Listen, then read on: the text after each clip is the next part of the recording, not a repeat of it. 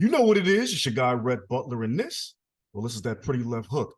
Hitting you in your goddamn liver, man. Listen, I see this man all the time at the fights. This man's been in the game. He has an educated opinion, so we're going to listen to what he actually has to say. My man, Derrel Jazz Johnson, is in the building. Amsterdam News is on, Rolling Out Zone, and he's telling you what's going on in the fight game and more every goddamn day. Derrel, what's good, baby? What's up with you, man?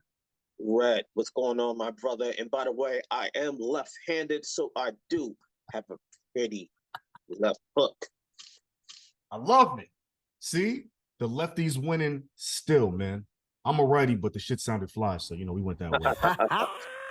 First of all, we got to do it because we saw each other at the fight. Jerome Boots Ennis gave V out of business in front of the home crowd. The whole Philly came to Atlantic City.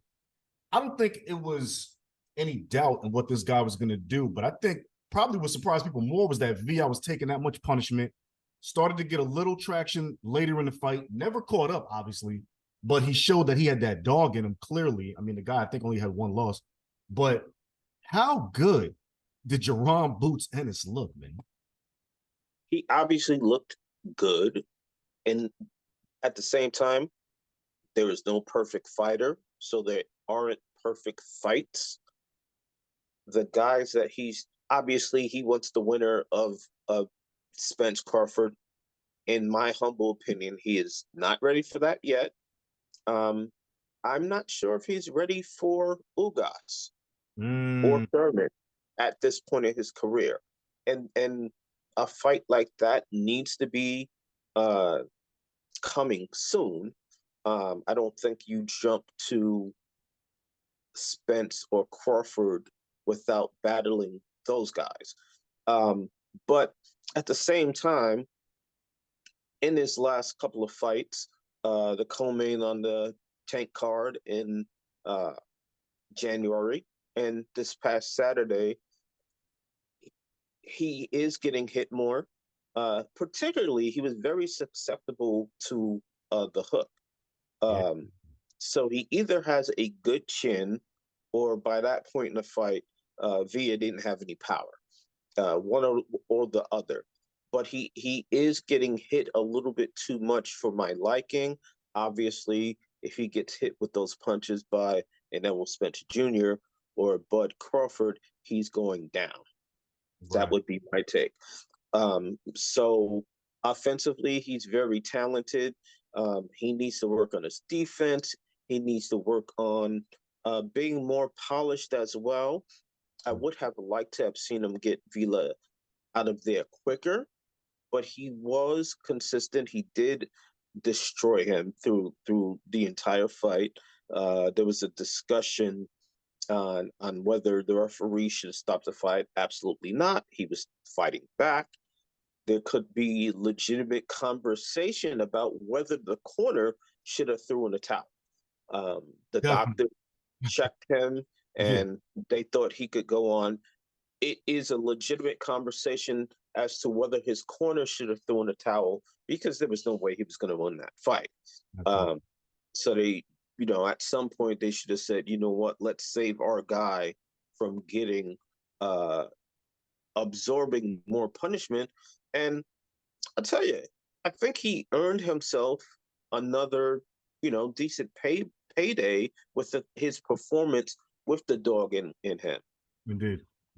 No, I agree. I mean, I don't want to call him a gatekeeper, because there's no gate to keep, but I think he's definitely a stepping stone, in terms of, this is a guy that's going to go deep in the rounds, even if he's getting pummeled, and keep coming back. But to your point, absolutely. I do think that the corner should have been a little more fastidious in getting their man up out of there.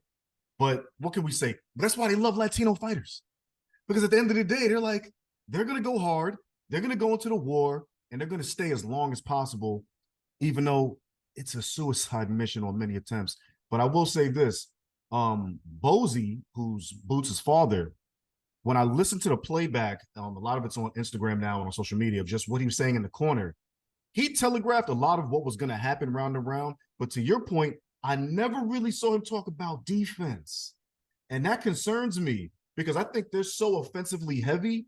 They're assuming that because this kid is so talented, he's going to weather any storm.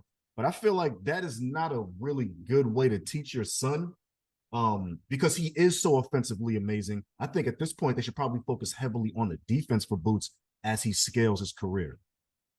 Absolutely, because even, we know Keith Thurman is not the Keith Thurman that he once was, but he is a crafty fighter. He's still talented, and he can find holes in a younger fighter. And like you said, what's going to happen when he's tested? Maybe he does pull through, but we've seen, unfortunately, a lot of young fighters. Adrian Broner comes to mind. When he was severely tested against Maidana. Sometimes young up and coming fighters crumble in their first big moment. Big facts. It's funny, man. I don't know if you heard, but Tim Bradley on another podcast said that he believes that the father-son duos in boxing should be banned. He pointed to Teofimo Lopez Sr. and Jr. as the reason for this thought pattern, even though clearly Tim Bradley Jr. is the product of a father who helped him in the fight business, although he was a second coach, not the first and primary. But he's saying that these guys are like starting to be, these fathers are going to be financially secure based on their sons, and that skews their judgment. Do you think, obviously, Bozy, it seems like a whole different kind of animal, and obviously he used to fight. But do you think that Tim Bradley's point about father-son tandems has some credence in relation to the pressures on the son? Love Tim Bradley. He's been gracious with his time when I've asked for interviews. Strongly disagree with him. Look at how many successful father-son duos we've seen. And at the end of the day, nobody's going to have more faith in you than your mom or your father. So how do we know those same breakthroughs would happen with, we can go on and on about great, father-son duos, but who knows if those breakthroughs still happen if someone else is coaching them. Absolutely. No, I totally agree. And again, it's very ironic based on Tim Bradley's come up, but at the same time, I know Tim Bradley's out here for the shenanigans too. He loves the broadcast mic, and whatever he's going to say that's going to be a slightly polarizing. Hey, listen, he wasn't on the ESPN chopping block, but that's another story. I want to go to a section now, Jazz, we call jabs, because you got to keep your hands up at all times, as well as the fact that we're going to be giving it to those fools who've been getting beat up in the media. So, welcome to jabs. Victor Wembanyama, get off boxing for a minute. Jazz, I know you got a lot to say about this. As soon as he hit the summer leagues, he went from the golden boy to now they're talking about he might be a fraud within like a matter of seconds. His security smacking up Britney Spears. I mean, he went from like the good kid from France to now they don't know if his security is the new Suge Knight in the Death Row family, and he might be the new Bust. Pardon me, Kwame Brown, because Bust Life is popping on YouTube out here. But at the end of the day, do people need to relax, Jazz, or do they have a valid point about his entrance into the NBA?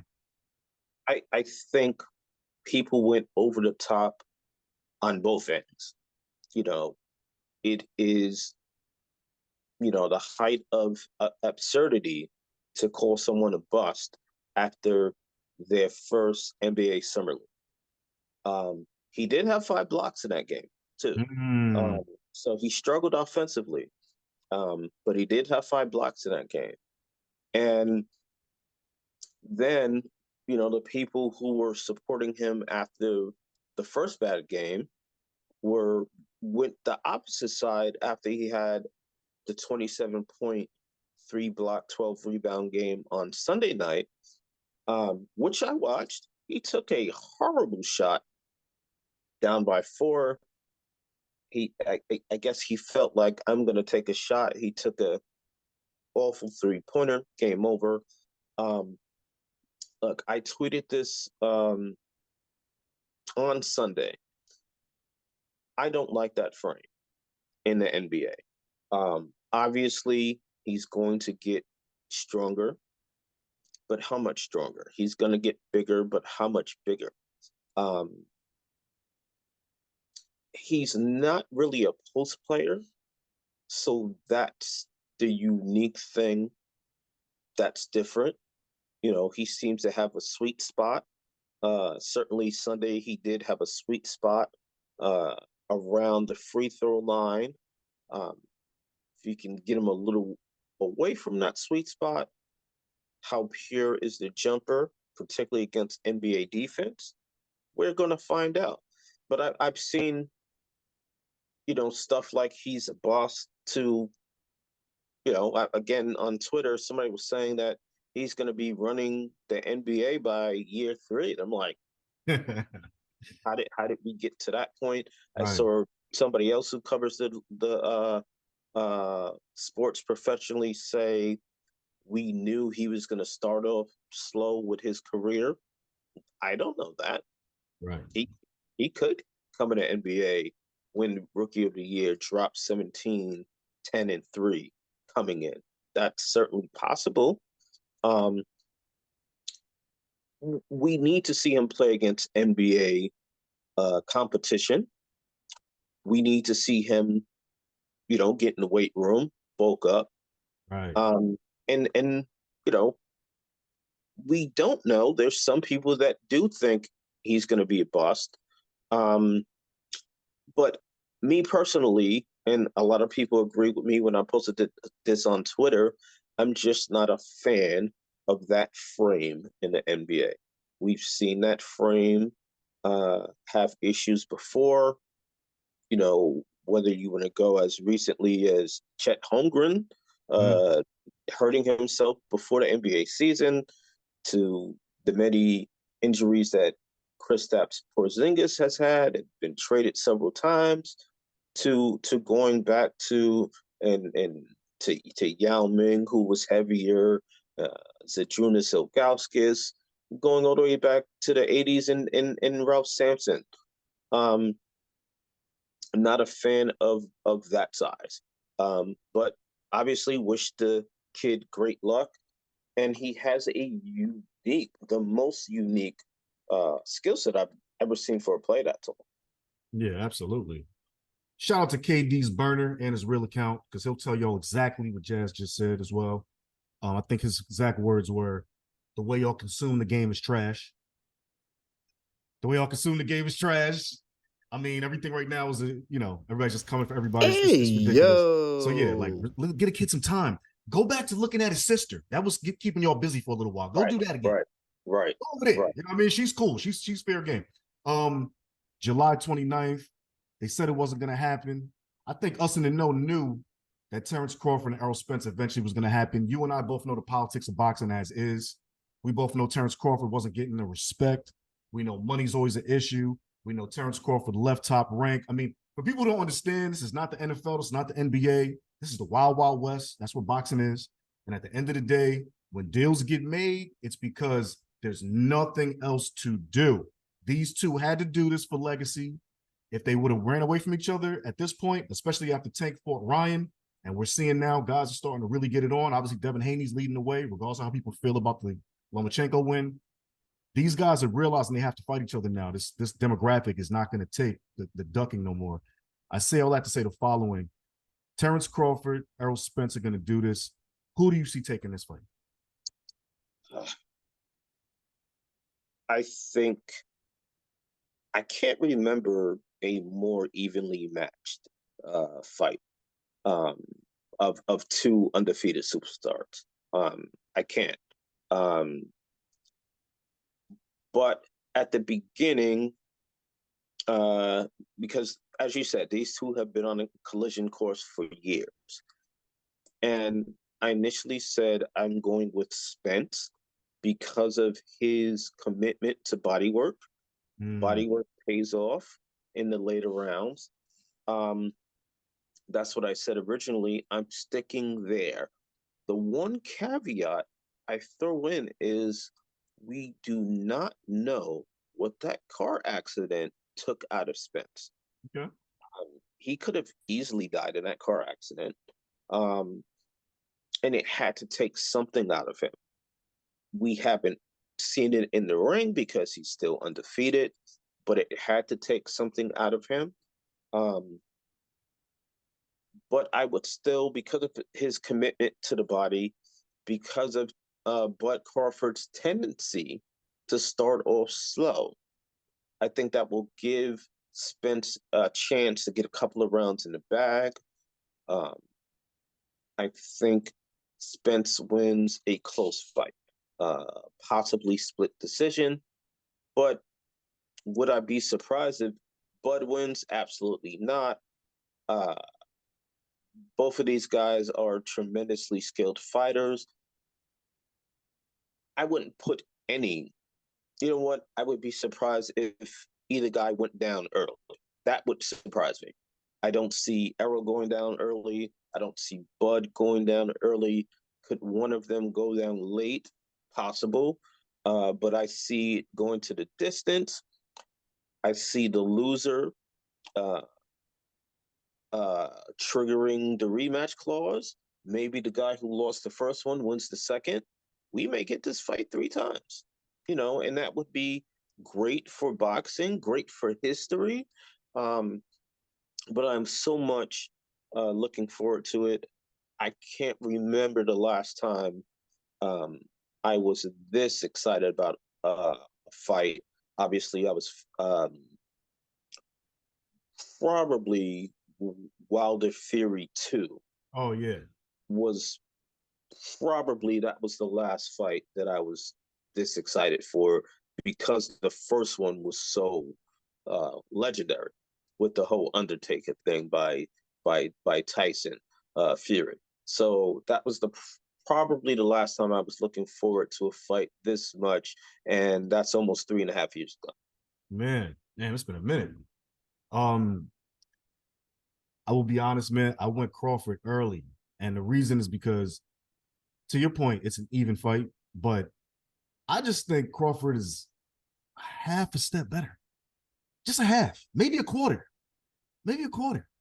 And I have to say that, yeah, Spence, not only his commitment to body work, but yeah, he's a bigger guy, and I think it's going to be physically imposing. But I feel like Bud's prior experience in wrestling, Bud's ability to download information very quickly, not underestimating Spence's intelligence, but I just think Bud is a little sharper and a little meaner.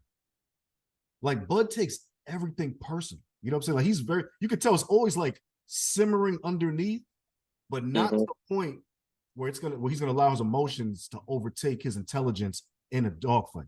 And that for me is 10, 11, 12 in terms of the rounds. You know what I'm saying? Like, I think we're gonna start off slow. Middle rounds are gonna be a little action-packed, more chess match than anything. Bud trying to avoid, but I do believe that when it gets down to it, I want to see if Spence can take what Bud dishes because he hits a lot harder than people think, according to Sean Porter. And I think it's just going to throw Errol off a little bit because I think Errol's so used to being physically dominant and carrying fools down that I think he's going to be like, all right, this is a little different. Now at that point, how fast is his computer going to catch up to Bud's in my mind? That for me is the difference maker because I feel like Bud is more of an in the moment guy that understands how to pivot really quickly and intelligently based on nuances he's seeing round to round that accumulate. And I think that is the half a step or quarter step that I'm talking about. But I think a split decision victory by Bud Crawford personally. Okay. And so you're going split decision, Bud. I'm going probably split decision, Spence. I could certainly see either one of those happening. Absolutely. This is as close a fight as we've had. I'd probably say this is the most anticipated fight Oh um, man. since, especially for boxing heads, Yes. since Floyd versus Pacquiao. Yeah. You know, I would say it's the most anticipated fight since then. Obviously, Tank versus Ryan did extremely well financially, Right. but there was no doubt in my mind that Tank was going to win. Maybe I can go back to Canelo Triple G. Yeah. That was the first fight, even though it was ruled a draw. We all know that Triple G won.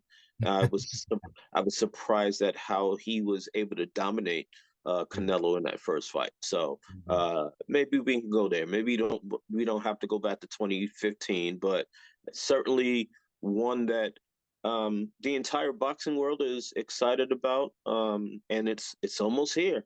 It's almost here. Interestingly, this weekend is Stephen Coolboy Fulton Jr.'s fight against Naoya Inoue out in Japan. Interestingly, it's like he's wedged in between other good fights, so people aren't talking about it as much. Plus, he's going over there. But for boxing aficionados, we know this is a real fight. I mean, first of all, that kid is amazing over there in Japan.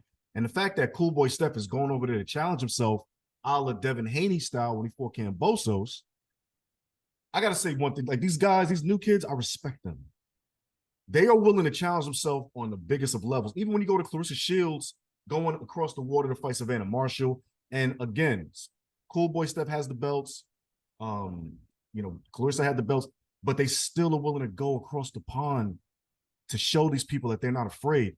Can you just talk about, this new generation kind of reversing the trend that we had of guys not only quote unquote ducking each other, but not even taking challenges that are larger than just the opponent in front of you, but also taking it to somebody's hometown? Absolutely, and um, when Kambosos and his team offered Haney that fight, they offered it to him not thinking he would accept it. That's right. Not only, but he dared to be great. I think not only did he dare to be great, he knew he was much better than Kambosos, which he proved in Australia. Obviously, we go back to Manny Pacquiao facing Jeff Horn in Right. Australia, and most people thought Manny did enough to win that fight. Yeah. We don't know what happened. So when you're in a foreign country, I think you always have to worry about, getting Right. robbed. That's right. Um, so it takes a lot of courage, especially as an undefeated fighter, to do that. But like you said, this generation isn't afraid, and you know maybe Ryan Garcia and Javante Davis started this all. Mm. I think by them, uh, Errol talked about it at the press conference against Crawford, but by Ryan Garcia, who has a hell of a following on the West Coast, and Javante Davis, who's been one of the greatest boxers of the past couple of years, agreeing to fight, I think it inspired these other guys to get in the ring. And I give win, lose, or draw, I give these guys credit for daring to be great. You know, Absolutely. you gotta dare to be great to say, I'm gonna beat an Australian champion in Australia not once but twice. And that's what Devin Haney did. You gotta give credit to Cool Boy Steph going to Japan. You Yeah. know, that's even a bigger obstacle than going to Australia. Hey, they speak English in Australia. Right. You know, he needs translators with him in Japan. That's Right. a totally different animal. Right. So enough respect, enough props to these young fighters. They got that dog in them. Absolute, man. Did you hear about Tyson Fury versus Francis Ngannou being booked? Yes, yes. And I was having this debate with a great friend of mine who's a big MMA fan. You know what? We live in America, Right. and I know Francis is Nigerian, but it's all about the bag. Get that bag. You know, the fact that not only did PFL give him a big financial deal, they also said, hey, do your boxing thing. Good You thing. know, go for the money. We see how Floyd Mayweather doesn't get enough credit for it, but his fight against Conor McGregor, Right. the second highest grossing fight of all time, only behind Mayweather Pacquiao, Right. created a new lane for boxing. If that fight Absolutely. doesn't happen, I don't think there's a Jake Paul. No. You know, and we see Jake Paul is fighting Nate Diaz next month. Right. and that seemed to be Jake's thing. He's fought Tyron Woodley. He fights these UFC guys. They get the biggest check they've ever gotten in their career. They're happy. Jake Paul is getting these wins. He's happy. I think it helps the sport. Right. I think the more eyes you have on boxing, the better. Some people think it's hurting the sport. I'm not one of those people. Yeah, me either, man. And shout out to all of those dudes. I actually went to Jake Paul, worked Jake Paul versus Anderson Silva. And that was my first time being around this guy and seeing how he's moving. Yo, the kid is committed. I'm not mad at him. But to your point, Floyd definitely created this hybrid. And even beyond that, because now they can say what they want about these exhibitions. But even that last sideshow against John Gotti III, did whatever he's doing, he's getting paid and he's keeping people that honestly would not have gotten a check to get some revenue. So I'm not even mad at what Floyd's doing. I think he's starting new trends. That was always going to be his trajectory after becoming the best boxer businessman in history. I don't think there'll ever be another Floyd in the sense of what he's made, how he's able to do it. But I think now he's at least showing people that there's another way to have some level of relevance and create some income for yourself and your family after, and it's reverberating absolutely. But I think shout out to Francis Ngannou because he took a huge bet on himself by telling the UFC, kiss my ass, I'm going to do what I'm going to do. And I think, at the end of the day, Dana White has to recognize that even though he might be the Vince McMahon of MMA, his power's eroding because it's free agency time, baby. You are not the only situation in the room. The room is crowded. PFL's on ESPN. Boxers want to fight MMA guys if they're willing to go into the squared circle. And now there's opportunity. And if Francis Ngannou was huge, Africa is still an untapped market for combat sports. And Saudi Arabia, they tried to lure Lionel Messi for $1 billion. He said no, but they still gave him a couple $100 million just to go tweet on the Dead Sea. They definitely trying to bring in boxing. Like, it's not a game. Obviously, Jake Paul lost to Tommy Fury out there. Like, there's too many avenues now for tourism, money, and spectacles such as these. So, salute to Francis. I told people he was going to disrupt the game, and I thought that was a good move for him. Last but not least, man, because I know you know a bit about MMA as well. We got to talk about Israel Adesanya, Jazz. Yo, I tried to give this guy a couple passes. But we first got me with a couple things. One, listen, culturally, it is what it is. I don't understand the French tip nails, but this is what he likes to do. It's weird to me, but I know that the MMA, they paint the nails black, but whatever. He went another way. It is what it is. This is also a generation of young thug. They wear dresses and go to jail for Ricos. I don't understand these guys. I'm an old school guy from 125th Street. But listen, what I am saying, though, is when you get on television sounding a bit inebriated, and then you run up on the guy who they're saying you're going to fight next, and yes, cultural appropriation is real. Dricus Duplessis is an Afrikaan with a K and 2 A's. South African, white South African. If y'all don't understand, that's colonialism. Yes, Israel Adesanya lives in New Zealand. He's from Nigerian parents and all of that. But at the end of the day, although Dricus Duplessis said he's a real quote-unquote African because he still is an African, Israel playing the N-word games when Donald Trump is in the audience, the whole crowd is going MAGA amazing. They love him. And you're going in there slightly inebriated, talking crazy. He dropped about 60 to 70 N-words just to prove a point that was moot anyway about who's blacker than who based on Africanism and all. Jazz, what is going on with this kid? I like this guy. He has a lot of moxie, as they say. But that, man, I don't know if that's redeemable, Jazz. I love Izzy. I've had conversations with him, covered his first big win over Gastelum down in Atlanta. Love how he dared to be great. That's been a topic of this conversation. He went up to light heavy, got his ass beat, but he dared to be great, and then lost to Alex for the third time, the first in the cage, and then got the belt back. Right. So I love this guy. He dares to be great. I would imagine that he knew that was going to happen.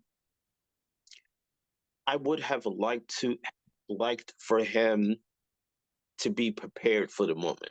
Yes. And when you're in the audience having a great time, having couple of beers, couple of drinks, couple of whatever, and then you get in there talking crazy. It's like, it's hard, nearly impossible, because sound bites live on forever. Yeah. So it's almost impossible to walk that back. That being said, as long as Izzy does what he needs to do in September, we are good. Now, if he does that and then he gets beat by the air quotes African, man, Right. we might have some problems. And that's what I'm saying. He set himself up. But my thing with him is now you have a pattern. Remember, this is the same guy that saved Joe Rogan when he was getting roasted for using the N-word on his podcast. And said, right, Joe Rogan, you my da da da. And I'm sitting there like, what are you doing? Like, why are you even giving him that? One. Second, that's a private conversation if that's how you feel about your man. But if you're going to put a cultural lens around it and act in that moment because of the platform, act as a representative, bro, the culture didn't co-sign this. I'm sorry. Right. Like, Jamel Hill just had an issue with Spotify because they wasn't giving people the same kind of deals as Joe Rogan. Not saying that it was based on affirmative action or anything crazy like that. She was just saying there's nobody getting those kind of looks, and there's people that are deserving as well. So we cannot allow somebody with that kind of bread, that kind of platform, to just casually say things that are culturally offensive. And again, my thing with Israel Adesanya as an athlete, I love what you're doing, dude. I think you're awesome. But it's time for you to make some American friends that are of the Black persuasion and start asking questions, my brother, because you're talking like you know us over here, and you have no experience with what's going on, and you're talking very loudly. But my main thing was the fact that if he really understood what's going on in this country, Donald Trump, MAGA, Dana White, there's always been a tinge of redneck around MMA. Let's keep it stacked. There's a tinge of redneck. So at the end of the day, yes, we have some cultural heroes, but they don't market to us outside of the fact that when William Morris, now called Endeavor, bought them, they play rap music on the promos. That's it. That's as far as they're going. Lest we not forget, this is the same organization. And I used to work for the UFC, Jazz. This is the same organization, I want to say 2 Black History Months ago, did a special on Michael Chandler because he adopted a black baby and said, this is a representation of Black History Month. So please, Izzy, we don't need the commentary. To Jazz's point, get prepared, bro, because you are the champ. And if you want to have a colonialism conversation, educate the crowd at that moment. But don't start throwing around M-bombs and playing that game. Because I guarantee you, 90% of the crowd didn't even get what you were talking about. And then the culture was probably just like, that was hella cringy. Like, we didn't need that, dude. Period. Like, it just wasn't a necessary moment for that. So, I don't know. I don't know what that was. I like Izzy. But I think as MMA grows in popularity in the UFC vehicle specifically, I think these champions got to remember, man, like, you can't be playing like this. It reminds me of when Rampage jumped in the ring against Rashad Evans and was like, there's going to be more black on black crime. I was like, really, bro? This is unnecessary, dog. This is unnecessary. You're having inside conversations. It's a little, the bullhorn's a little too loud, but I'm going to get off my soapbox. Jazz, where can these folks find you, man? We know you all over. Where can they find your work, socials, all that good stuff, my brother? You can find me on Twitter at Jazz, Jazz Johnson, JOHNSON, the number 1. That is Jazz Johnson 1. You can find me on Instagram at Jazz Johnson 10. I think I did that backwards. So Twitter is at Jazz Johnson 10. Instagram is at Jazz Johnson 1. And for the folks that are our age and older, Facebook at Jazz Johnson 100. You know, because we got to look out for the people that's older than us. You know, that might not be on Twitter, might not be on Instagram, but they still on Facebook. Man, my mother will kick everybody's ass on Facebook. She's on there daily, looking for the mess, looking for you. Jazz, you threading right now? You messing with Mark I Zuckerberg on am. his I threads? am. I'm on Thread, so it's the same as the Instagram because it copied. They have this button that you could just switch, and it Goes takes right over. everything over the thread. So it's the same at Jazz Johnson 1 on Threads. I don't know how Threads will survive without having hashtags. That is Ah, the good thing about Twitter. okay. So I don't know how you find trending topics and stuff like that on Threads. I remember when Facebook tried the trending topics thing, it didn't work out. That's another conversation. But yes, I am very social. So hit me up. You can also I should send you this too. One of Brittany's fan boys or girls tried to come at me for what I said about that situation. Wow. So when Wemby was getting it from different angles this week because he had the whole Britney Spears fan base Wow. coming at him until they realized she slapped herself in the face. That's another conversation too. Yo, I love it, man. I think I'm the last old head left because I'm not threading yet, but I think I'm gonna get out the old folks home and join y'all, man. Because y'all, everybody else is outside. Jazz, I appreciate you, my brother. You already know I'm gonna see you at another media table, man. You know how we move around. And Absolutely. keep rocking and rolling, man. We appreciate your time, my brother. Love being here. Anytime you want me to come on, just reach out and I'm here. Yes, sir. Man. Yeah.